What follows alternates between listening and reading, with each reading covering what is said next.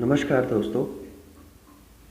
इस वीडियो में हम नैनीताल हाईकोर्ट की इस रिट को लेकर के आपके बीच आए हैं। स्किप मत कीजिएगा, वीडियो को ध्यान से सुनिए कि इस वीडियो में आपके सारे डाउट क्लियर होने वाले हैं। इस रिट को लेकर के मैं इस रिट को पूरा एनालिसिस करने वाला हूं। ये वीडियो थोड़ा बड़ा बन सकता है, लेकिन मैं आपको विश्वास दिलाता हूं कि आपकी जो पूरी समस्या है रिट को लेकर के वो पूरी समाप्त हो जाएगी। तो ये रिट पिटिशन है 4 जुलाई 2022 की। रिट नंबर है 336 ऑफ 2022। इस जजमेंट को मैं आपको ट्रांसलेट करके लाइन टू लाइन सुनाता हूँ पूरी विश्वास के साथ कि ये आपको पूरा समझ में आ जाएगा और इसके बाद किसी के मन में कोई डाउट नहीं रहेगा।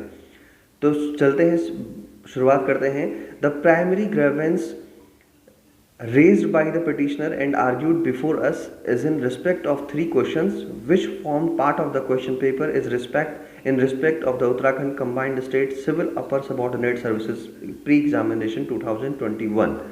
तो सबसे पहले मैं आपको बता दूं कि जिन लोगों के पिटिशनर, जिन लोगों के वकील ये कह रहे हैं कि हमने 5 क्वेश्चन वालों को शामिल किया है, 5-6 नंबर वालों से पैसे लिए हैं, मैं आपको बता दूं कि सबसे पहले वो 3 क्वेश्चन को लेकर के ही हाई कोर्ट में गए थे।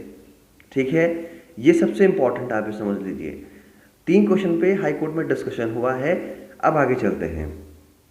The submission of the learned counsel of the petitioner is confined to the deletion of question number 23, जिसमें 2 नंबर क्वेश्चन नंबर 33 और क्वेश्चन नंबर 43 जो है वो डिलीट हुए हैं, और जबकि क्वेश्चन नंबर 106 का जो है वो आंसर चेंज हुआ है। ठीक है, अब जो क्वेश्चन नंबर 33 है उस पर क्या हुआ है देखिए। तो क्वेश्चन नंबर 33 क्या था, ये वाला कि इन मौर्यन पीरियड प्रणयम वाज, कि मौर्य काल में प्रणयम क्या था। ये क्वेश्चन डिलीट किया गया है। अब हाईकोर्ट का इस पर क्या निर्णय है वो देखते हैं।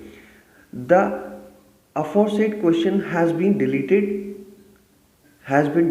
Bye the respondent apparently on the account of spelling mistake in as much as instead of pranayam the word should have been typed pranaya, which is evident from the text produced by petitioner himself at running page number 85 of the record.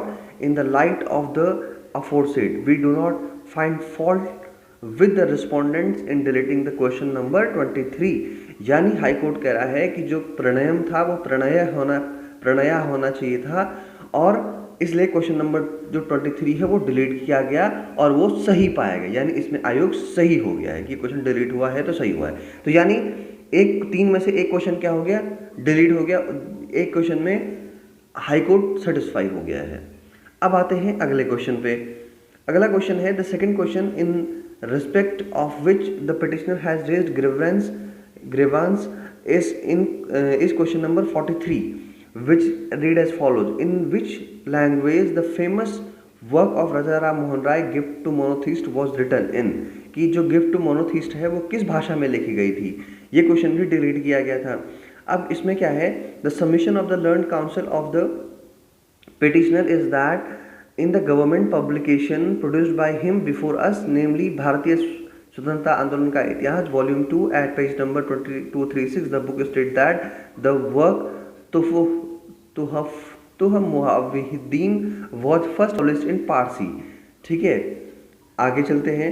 The learned counsel for the respondent submitted that the name of the book was published as तुफहत मुहाविद्दीन was not gift to monotheist।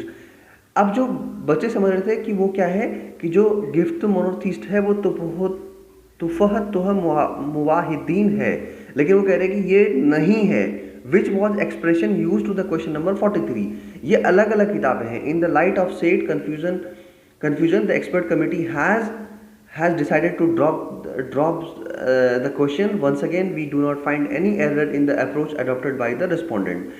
यानी कि आयोग ने कहा कि तुफहत मुहाविद्दीन और the gift to monotheist जो है वो अलग अलग बुक है और उसमें कंफ्यूजन बहुत है, इसलिए इस क्वेश्चन को डिलीट किया गया है। और हाई कोर्ट ने कहा है कि once again we do not find any error, हमने इसमें कोई एरर नहीं पाया है जो अप्रोच अडॉप्ट किया गया किसके द्वारा, आयोग के द्वारा। तो यानी दूसरा क्वेश्चन भी क्या हो गया, डिलीट हो गया। तो 3 में से 2 क्वेश्चन तो खत्म हो गए।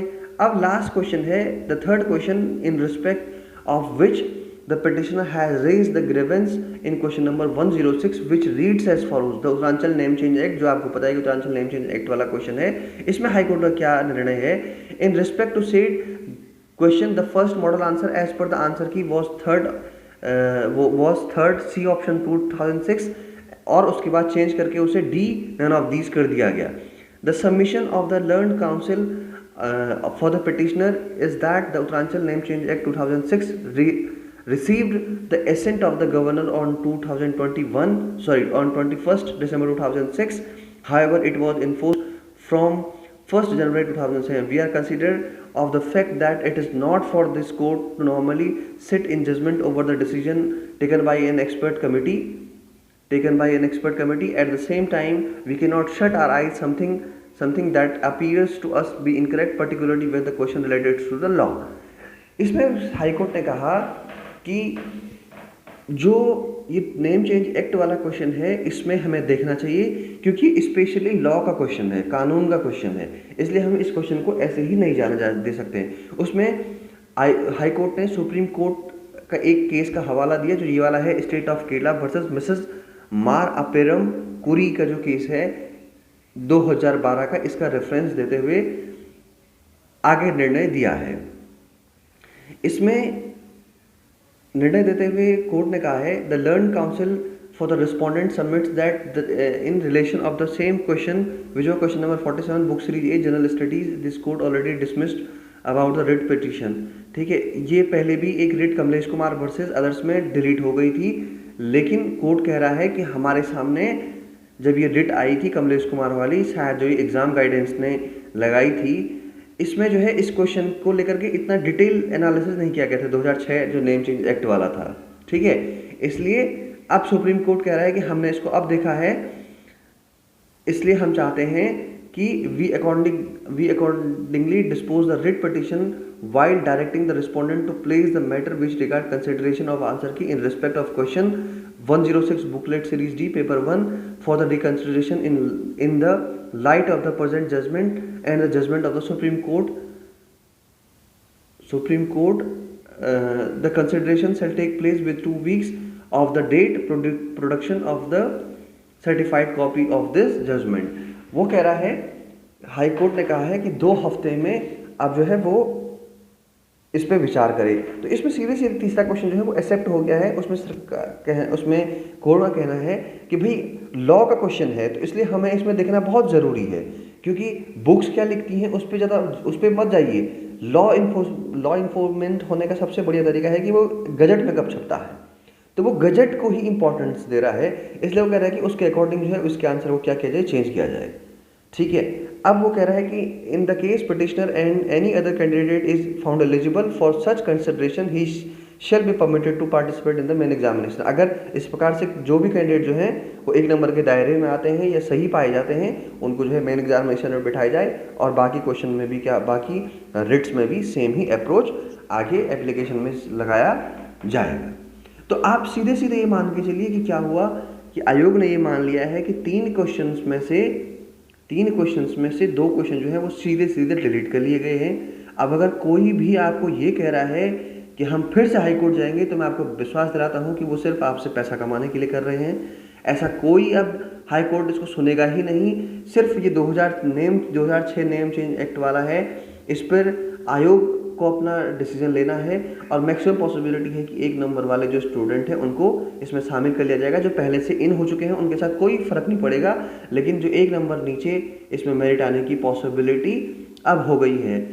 इसके अलावा जो कह रहे हैं कि 2 नंबर 3 नंबर 4 नंबर 5 नंबर, उनको कोई आयोग कहीं से सम्मिलित नहीं करने वाला, ना उनके पास कोई बेस रह जाएगा, क्योंकि हाई कोर्ट ने सीधे सीधे कह दिया है कि we are not the one